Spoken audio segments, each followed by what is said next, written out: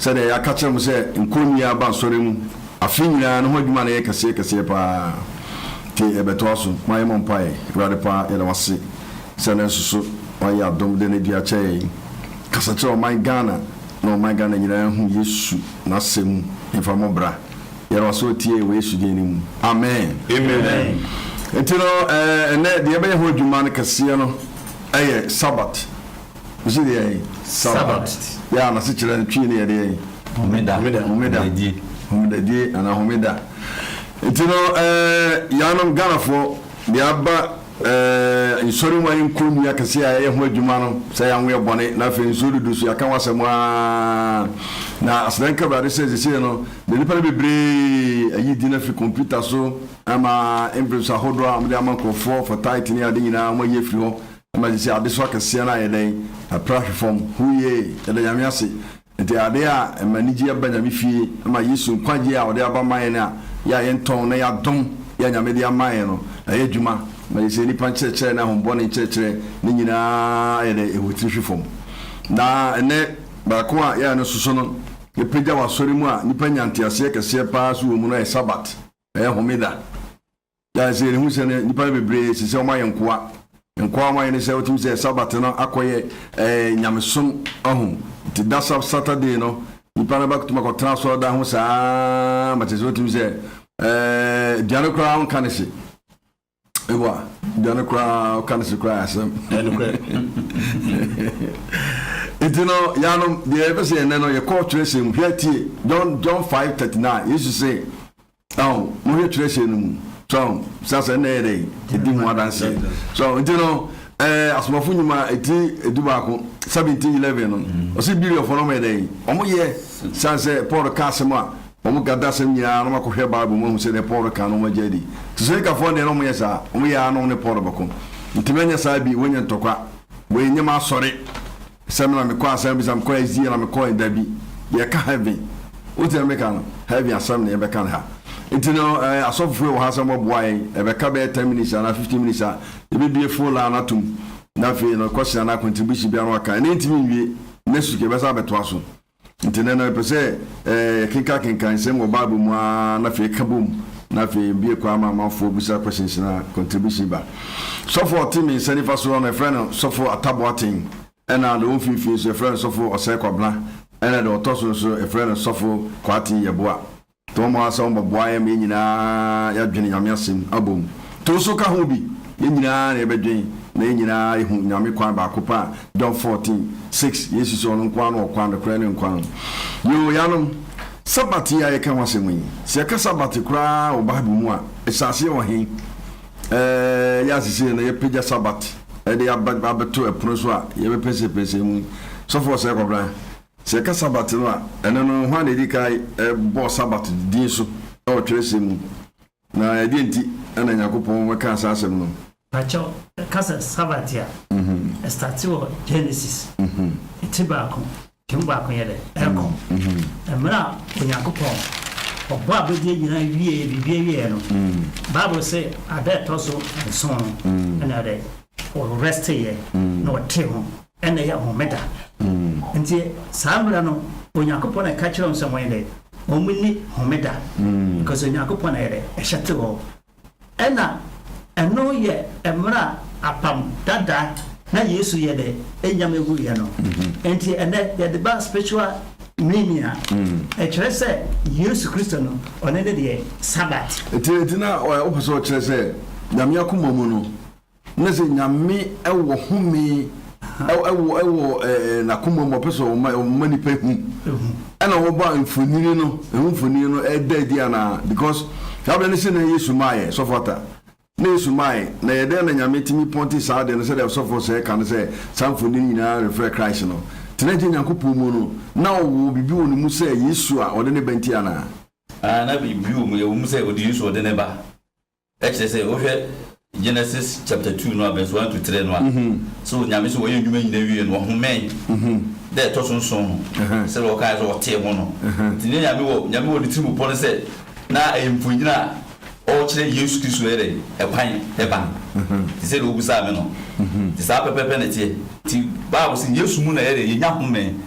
Yesu mu me no so ye nya no apam foforo mu no e no ye ni David say adwala e bra na buguala so it will be Yesu no bra na hu mi mu you the rest celebrate 28 verse 11 to 11 that was say kono so was ma so ma de so mo na me chen na mo ma home the rest for the life this will be something okay just say jina ko boy no ya de ya na koma so ade no Yesu na se wonu se o ka se obana sini kura beba botwa seniti na Genesis Adam ni fu ye bone no o ma de imura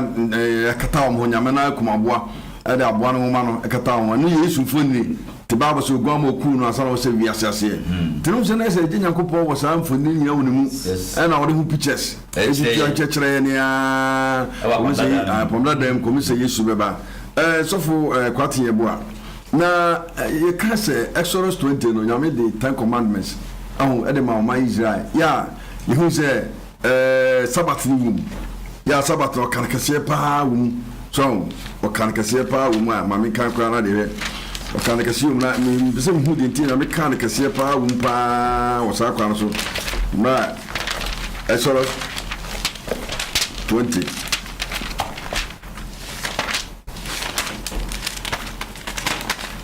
that's one going Ose Onyankopon e kan se mi nyina se me ne Abrade Onyankopon me yiwu Misri masase so nkrafie mu enye na me fufuro nka me ho enye ohoni biara anade biara wo osoro anade osoro de wasase so mfa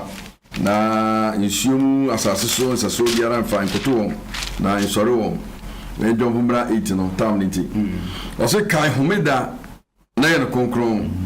so tesa mbransa no de toso nsemienu no kai homeda na ye no konkron ya toso mi esana mienu first one nyam fo bi aka mo kana nyo honi biara aseso so na fe mo brado nyakopo di kwa te 9 no na o se nansia ana ka homeda na konkron na nansia ana brado na djuma nansia na ye wade ye djuma na ye wade nyina na brado nyakopo enye djuma biara woni obaba benin ene obaba kwakoa na wafuna ene wo muwa ene hoho a wo fie apono mu na nansia ana Awurade ya de ye osoro ene asase that is Genesis de no epo ene de wo nyina na ohome eda to so nso no enti ana Awurade hira ahomeda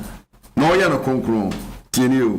enti na Awurade ya de hira ahomeda na oya na konkron nti ha nyame ye da no konkron ene nyame hira da no edi se yenuanem bi ema dano konkron no mu hira dano anase dano a de hira kase mo a adenti ana sofo kwati ye kase homeda na kase atwo yo sofo da so kano sofo se yenuam bi e kasa na o mde de danger say dano ene so me resi a now ya de ba Yesu Kristo ya de tutu say na say this no na say homeda na o mu ye no no da nyina ekonyina Yesu Kristo na oba say na me to 11 to 28 kan woni o kai me ba to 12 a at 8 so no me de wura no that's the Yesu Kristo no me de wura no that means say no say nyame de say mara wi amma Israel for so me dia na say now no e see Yesu ne de na so area ejuma na bobo san say ntina me de ma no ai de hu ya say Yesu ana obaban mfoni na nyame de yi kire say itanta na amela basa na Yesu no ba na Yesu nyame de ye mfato ma say abuba ba ye ba wo na ono ba jini ma firi boni mu en say e kasa homeda no ni Yesu Kristo kakra be kafa na o tese tieni o ho be se gina wo se na da to so so no eye homeda ama Awurade Onyankopon enye djuma biara wono babanini ene obaba wakoa no afuna ene muwa ene hoho a o fi apono dam ze hianya me pa o enye djuma bia so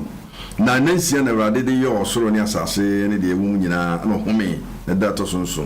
so nti se de mu kan so for saying because Satan commandments nyina na nyina Yesu ka ho asem na se muse Yesu de okan ya na 10 commandments o ka ho asem a na ye djuma adentina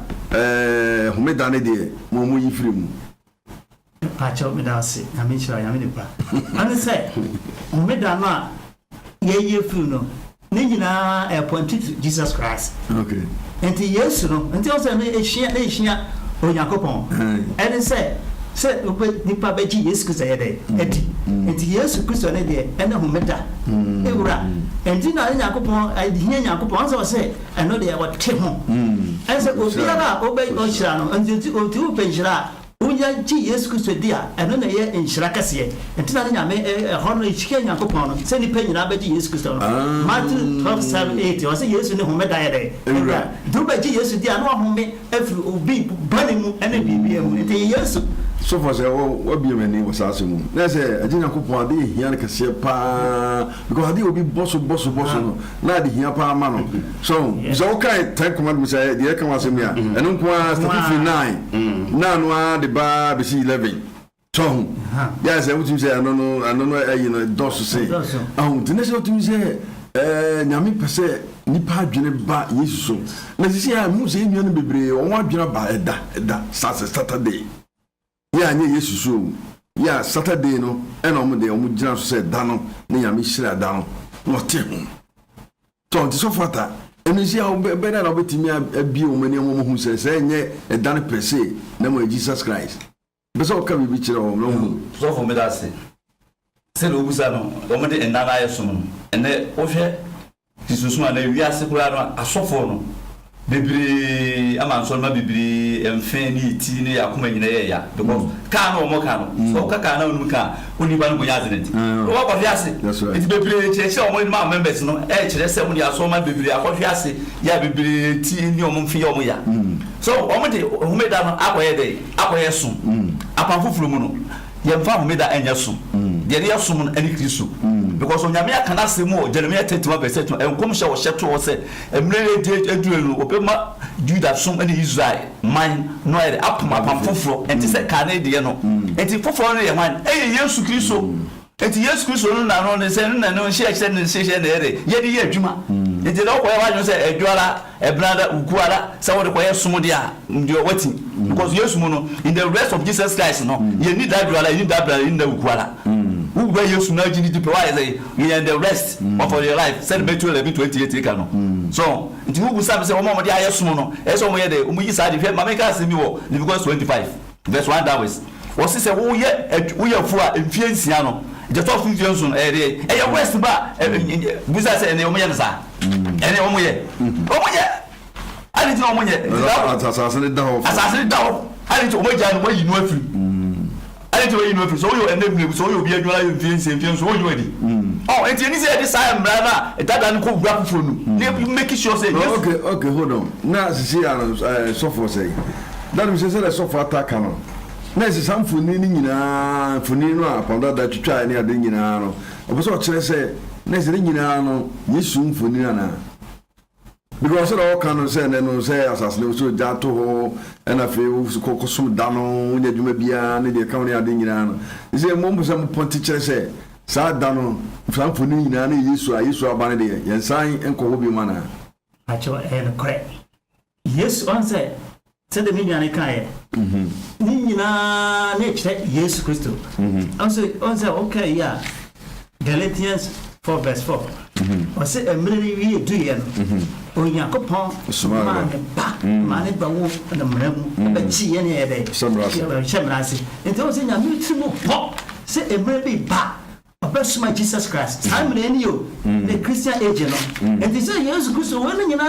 o bi de die nyina na point to Jesus Christ good enti se enti Onyankopɔn no na ne botae se ni pa nyina ni Yesu di enti se wo ji Yesu di a na onya de ahome enti se ni pa bi de Yesu ma the Bible say Hosea 4:6 to see nimidia men nim no obere obeyira nimidia ne Yesu Kristo ti nipa anhwe Yesu hu nimidia nipa beyira enti yemfa Yesu ene de Yesu nyina Jesus Christ tu nya Yesu a hwe nya Yesu na fa Yesu church be bien because Jesus is the center of the Bible. Oh, wow. Okay, so for Kwatinyabwa. Maminkai Exodus chapter 5. No, Deuteronomy chapter 5, verse 15. Because so the Genesis chapter 2, no can say home here. As we can say Deuteronomy chapter 5, verse 15. Or say na Kaise we are kwa Mizrima saso. na awurade onyankopɔn de nsa a ɛyɛ den ɛne basa a watene mu ɛna yiw firi hɔ enti na awurade onyankopɔn hyɛ wo sɛ di homeda no ɔsɛ Genesis no ɔka no sɛ nyame homee ɛna afei 10 commandments ɔde ma Exodus 20 ɛna afei ha yi wɔn nsa ka sɛ na moyɛ nkoa nti akoa na bɛbɛyi wo no nti no ɛna mehyɛ wo sɛ yɛde di homeda nti na kyerɛ sɛ wotim sɛ nkoayɛ bi yɛ Israelfoɔ kɔɔ mu no ɛne nyame saa de saa mfonini no kuro yɛ a yɛka wasɛm no ɔde kyerɛ sɛ wiase nyinaa so nkoayɛ kɔɔ mu yɛdeɛ bɛyi ɛyɛ bɔne ɛho nti na sɛ Yesu sɛ John 8:34 ɔyɛ bɔne yɛde ɛyɛ bɔne akoa nti hei na sɛ nyame mfoni no na nyame sɛ atwa bie mu anaa because ɔse na ɔyɛ akoa wɔ Misraim ɛne nyame bɛyi wo ɛfiri Misraim hɔ no nti na nyame hyɛ wo sɛ di homeda ɔno so asa ponte akyerɛ homeda no sa timu biem sɛ kyerɛ sɛ ade a wɔ sɛ ɔmo yɛ dɛ nhyɛ som adeɛ ma Israel ɛno no nsɔfo kwaten ɛno no sɛ na wobɛhyia bia ne spiritual de akyerɛ nsɔfo sɛdeɛ ɛnɛ nsɔmsum ɛnɛ sɛ wobɛgye nyamedi a na wafiri nkɔyɛ mu obi a bɛgye nyamedi biara so wokae Roman 10 verse 30 ɔsɛ wobɛgye nyamedi ɔbɛgye ne nkɔyɛ nti sɛ wobɛgye nyamedi pa a wafiri nkɔyɛ mu nti wokae 1 Corinthians 3 verse 17 so a ɔsɛ wɔ nyame ahu nti sɛ ɛso nyame sɛ ɛyɛ honhom nti na no honhom mu deɛ ɛne nyame ɛde mayɛ nti na no nyame ayi Israelfoɔ ɔyi Misraimfoɔ afiri kɔsoma that means na nkwaeɛ ne adeɛ a na nyame ɛde ɔmo te sɛ woyɛ akoa a wone ho na mmom woyɛ de hyɛ a woyɛ wokyɛ ho nti woyɛ adeɛ a ɛmfonini a na nyame ɛdetwa akyerɛ Yesu a wɔbɛba abɛgye ne ma fi de bɔne mu nti wei akakra bɛka fɔ sɛ Yesu Kristo ne nyame pa so ɔma yɛhu sɛ di Ghanafoɔ ne mo a mokɔ nsɔre no sɛ ɔmo ka nyinaa na yɛsɛ pamela da no nneɛma no a na ɔmu ne ade nyinaa no yɛ mfonini a na motwitwa yɛ a woka ne nyinaa bɔ mu a ne nyinaa no kɛsɛ nyinaa no ɛhwan Jesus Christ so ho nti no saa mfonini nene no bebree so mo de ayɛ som a yɛate sɛ nipa no tim sɛ na yɛka ntoso dudu ho asɛm a na bidi ayɛ som a yɛate sɛ wantua tata nyame nhyira wo no saa no nyinaa Yesu mfonini nko a so mmoa no ɛku wɔ mo asɔredan no even Israel koraa Moses ɛne deɛ ɛka ho ne ade nyinaa yɛ type of Jesus Christ Aaron ɛne deɛ ɛka ho asɔredan no koraa bokura no ayɛ type of Christ Yesu mu nyina asɔredan no mu na mode nasa bɛyɛ dɛn ɛbɛsi so ho nti ne sɛ no ne yɛnnua no mu a ɛsɔfoɔ sɛ ɔmowɔ saa mfonini mu yi ɔho mfonini na ɔmode som ɛti saa mfoninifoɔ yi ɔmo bɛtumi akɔ ha bi amena yi ɛne sɛ ɔnsɛ deɛ na yɛka ne sɛ ɔnsɛ Hebrews hɔ no one ɔka sɛ Hebrews 1 verse 1 hɔ no ɛhɔ hia me paa nyama menkae na hyɛ biara Hebrews chapter say Hebrews 1 verse 1 hɔ 1 verse 1 Hebrews 1 nyame atete no ɔnam mmerɛ hodoɔ so ɔsɛ onyankopɔn atete no ɔnam mmerɛ hodoɔ so ne suhodoɔ so ɛkasa kyerɛ agyanom adiyifoɔ no mu no ɛna ɛdi akyerɛ yi mu yi ɔkasa kyerɛ yɛn ɔbaa why na de nyinaa de difoɔ no nam so nso yɛ mmerɛ santere no mu ha ɔsɛ hɔ entitesia no te sɛ okristo ni bia wode Yesu na tisi wade so ɔno na onyankopɔn na yɛ ade nyɛ wie mmerɛ Yesu nko ara yɛ dɛ yɛtie no ɛni sɛ onipa bia wantie Yesu Kristo a media hon metma sɛ wode Sabbath yɛ so ma Yesu ha ho kwan na sɛ unso ha no video ka wɔ sɛ onyame atete ɔnam mmerɛ hodoɔ so ne suhodoɔ so nam sɛ times and shadows ne examples figures no ɛnɛ die akyire ɔnam Yesu age papofo mbe tapabofo som ne deɛ ɔnam Yesu so ɛnti sɛ wo amfa Yesu anyɛ som amfa Yesu anyɛ bibia de homeda mɛ som a ebesi ha ma dɛ ɛkwan wokana John 9 ɛkɔ 41 ɔka bi sɛ obiara wodi mmara so no na woyɛ Mose asuani wɔyɛ me dɛ paa enti wopɛ sɛ woyɛ Yesu asuani deɛ a sɛ wobɛdi Yesu yɛ dɛ akyi enti sɛ wobɛdi Yesu akyi nso so a wontumi nkɔ heaven ma no yɛ dɛ John 14 verse 6 ɔka sɛ me ne ɔkwae ne kura ne nkwa obi ma gya ne nkyɛn gye sɛ dɛ ɛname so enti sɛ wopɛ heaven akɔ a wopɛ heaven akɔ deɛ a Yesu fa ne yɛ osusu deɛ bibie ne hɔ biem sɔfata na sɛdeɛ mo kyerɛ na asisi a no ɔmo a Sabbath no ɔkɔ bia Saturday nti Saturday no ɔkɔ som no ɛdi nti na no akɔ ɛkɔnnua sɛ ɔsom Saturday bia Bible sɛ obi buda nyinaa pɛ aho nti na ɛsɛ mbɔsɛ mo kyerɛ sɛ Sunday na gye nkwa anaa sesɛ because sɛ Saturday no ɛdi sɛ ɔsom Saturday no ɔfom anaa sɛ ɔmfom yi na ɔfom so ɛdi nti na ɔfom yo so for me that's so because Saturday no de Saturday dey osum dia e dey wafom ba mu Kristo mo home no ye ni juala ye ni brale ni ukuala ya ye dia show say that come dem ye ka say memre da Sabbath no ba Yesu mu dey ye ni saada no it obi dey saada no ko si o say osum dia e dey no wafom because o kan A17 verse 30 to 31 was ni nyina mu no Onyankopɔn bu na ni gu mra go do so ba dey change the word be be asi wo say ye friend Kristo Yesu say ye nyini ni enti obi dey saada no ko ye som dia e ka hu say na je say nyame asem aka no na ye so ye wabuso because say new generation wo mu no ye were teaching of Jesus Christ ye Yesu mu na ye dey ye nam enya pamda da mu no. Hello. Okay, say be kwa full no. Hello. Hello, you too. Kasa. Pastor, good morning. Morning, Idiaba. Pastor, oye. Nyame adom boko na so e. Oye. Tam Pastor, homeda no sisi ano. Monday to Sunday betima kwa sori bi ana. Ai, adabia dan nyina nyame dia nti dan nyina de som. Si Monday to Sunday betima kwa sori bi ana. Ai, dan nyenkwa, de jinkwa ne Christ. Sunday nyenkwa. Na Saturday nyenkwa. Nti dan nyina nyame akompa de pese de bia ne de bia na ye de esum nyame. What are you? Because the Kwaguna SDA, Uti, the Kwaguna SDA, and so for our cow, but certain training now, capital, so it's soon possible, sir. I say, Anna, so for say, was another come as some say, independent of the year, Suma, so say, the Saturday night, and Yami, and then Yamidia Su say, and soon, it's a one cross or Saturday, why so, say a man for the tight, he said, one Jata, Yamisha, until in your by the Michelle. Yamisha Pantino, and then John, you do. Why person free be afraid? John 5:17-18. Yes, see me so yes, man. We also. You too, Kasa. Hello. Kasa. Kasa, why na Emreno, you too, Jim. So, in number 10, make Kasa found a crack. Kasa. Hello. What was about Lana Subra? So for say, Kasa. Answer. Ye okay, yeah. John 5:17. Was say yes, major go so ye de. Juma. Until Homeda na ye come one year back. So which yes, could say de. Hello. Well, about it, you, Kasa. Macho, the Asofo the Cano. Argentina. Omo fa ebeni na enkwa sori Friday Monday ma kwa sori Tuesday ma kwa sori Wednesday ma kwa sori omo fa Saturday na enkwa sori amo yi Sunday enkwa e bi esi nyame adma na suke na beka wasempa na yemre nti no ye be kire de nti a nipa no apamfofo no kwa sori Sunday ale na Sunday sum bae eno nyina babu yi nyina no so hu nti no de e ka no na dia no Sabbath no a ya nipa de suo na omde ya soma kasa no omde Jesus Christ so no omde dana Jesus Christ ya de say otum say o se ka Yesu na e de ne sheho because Yesu na e home e mai nti dana nyenkwa da bia nyenkwa nti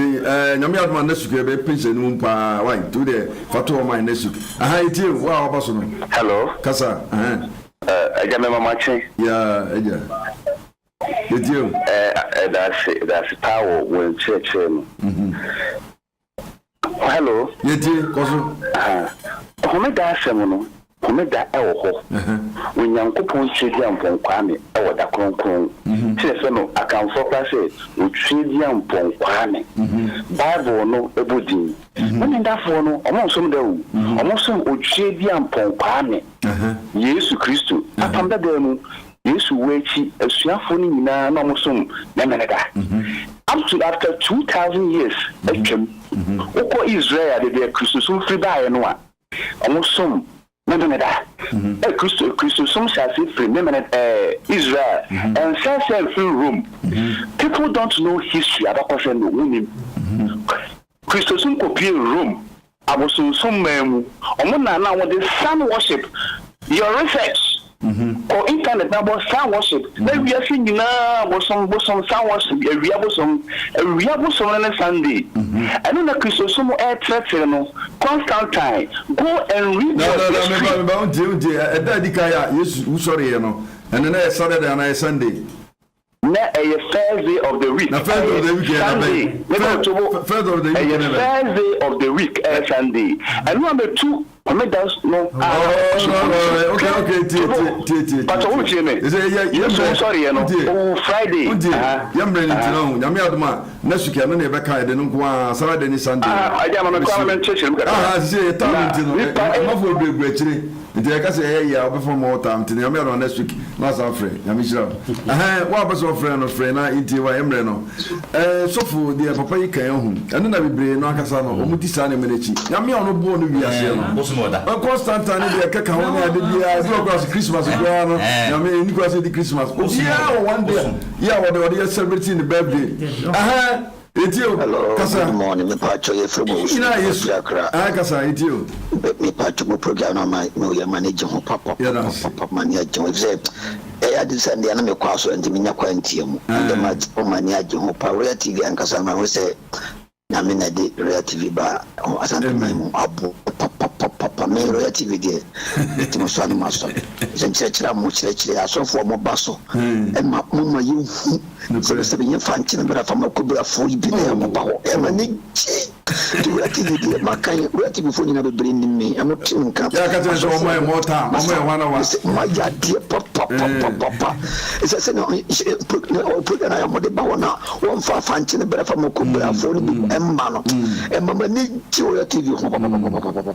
nti mini bibia ka asada na me de mamo nyankopon hira mo Yamishira ela so kwa ni krase brother Yamishira you so of course kwate boa nti na si ya no futu be na wo de emma so for afutu aka be de ma enipa nyina wiase na ase onko sosi no sare Paul kan be asafo no na say na obi a ko to so na usua sanse hello obi abaso etio last one na fe tumra etio kasa the all kinds of father me who ya because them people from our open and I get a budget is the use yeah it that is the about to you my but the young some of that now for corner so because it's no stinky they can't to down with now so don't cut off what them the one can remember entirely unfortunately remember I have our own to say I come back in the papa for budget I have to park back in the ya didn't chuma so in do uti just remember I remember no kese pa no o say yinua no LD for no church am kosa bi days there nyina no o say o hwe apamra that hold on I say enu nyina infoni types and shadows o kai Colossians 2:16 ya to bo ase kan ho o say mo bia mu ataduane anana ne ana afasa na osane ana homi na fam sabat the sun many nyina yesunsu oh ya na ponti kire Christ types and shadows examples and figures na yesu na bane de sunsum ni nyina twam obi ba fie na ne sunsum be da fie wa o say aso obi ba fie a ba ni pa no wura fie na woni sunsum achi bi mu ni pa na kasa ye aba praise the Lord etino the bisi na futu akra ya so for say obutima ka minute bi na fie no the sinyame adoma next week ba Saturday ni Sunday no e be ka wasem pa Kana for a futu a metu we say John 9 verse 31 so woni hwehwere konkonu mu Yesu na ka say no wo be se bunya nkwa na mba mencha ya kese ne di me ho ayere adanse enti yesese obiara sua Bible nyame safo say masafo say Bible say ena eda Oka Genesis 1 verse 31 wasi nyakopa di bi obo bi ayere eye papa enti edim da bone bia di Bible enti da bia odi besi o say odi sum Jesus it is Yesu nko na ye ka no wase mu eno na ye de papa to man Ghana dia mi jam say mun sia Bible eno na beti mama ho Yesu Kristo bibie ni obi so for otabote yo so for ye me mama mfo nyina ti ase nze bonsa na bosu ni tabi nyakopon de boss no asase good ana mo so we de humeda na yesum no o kai Psalm 81 verse 3 a o se ka enu a mememe bo a aka humeda foforo ya ye bosu foforo aka yese short to bento imsan so mo shen amna mutimi nim na no so aso bai ba so be some family anu a mo de mra na adwuma mbisa o mo se enu anu na me humeda foforo a bosu foforo no ya ye short to bento no o mo ye o mo short to bento papa o mo ye enti mo ko fa mra no be dey e be bro papa fu instrument ni nyina no ni nyina ho ya ni nyina Jesus so okay tin so ni nyina Jesus e ko so ba physical dia e be ko share okay so for kwate bo yo so for ende e dey nyase se da so for kan so for dey be kan se omunya onko so se mu sasa ye kan ye tufutu mu bi ne ba se nipa e liberated yesu kuso e mu bi ahome to so paso home a bra yisu nchen e fa na se yeduma aka me kan eme Ghana nti dem so me kan se de em nuanu me kan sa na bible no tie bible ni nyina kan nyina bo mu an hwan and Jesus Christ so nti en fa da bi enye ensi won ka se da no na ye konkron ma nyame da nyina bible so de enye konkron na ewrade so as yesu ni din se ono e be friend se ewrade ye trene so nti le Christ na din nyina Matthew 17:5 osi woni mi dobo so mani to yeda tie no tie se Ghana yesu nko an tie no na tie yesu so a fa ho die no wode amai ona ye ewrade nti me ka chem nyina se mo ma da no enye Christ ma yesu mom nti yesu ba ye na dwuma nyina homeda sa se le ba iza bu se ona ne home bia ya bia gura no mu bia home te wari sha nyame adoma nasuk ye beba nti se opese oba sorry e ba bia ehia was of Zion School within the Prince of Life Ministry ehia wukuara ebo no nhia ne fa ne apon no so ne fa chechere and Friday so 6 to 7 and so prayer and ne ebo no nkura eyesom na fe yapon dumienu ntino opese wo hwe ne ma so subscribe so a ukọ just one TV a Ghana bohu ne ma ya gu obetima kwakohwe saa na me nyina be chire nyina gu no obaso oboa so a obetima friend number 0550 845 251 na obetima send mobile money dia ba tiwani shamo nyame adoma nesu ye be sava amen bare da wasise oya adom na akasa chire Ghana fo nyina shiran kan wo yakopon wa Jesus din ni mu amen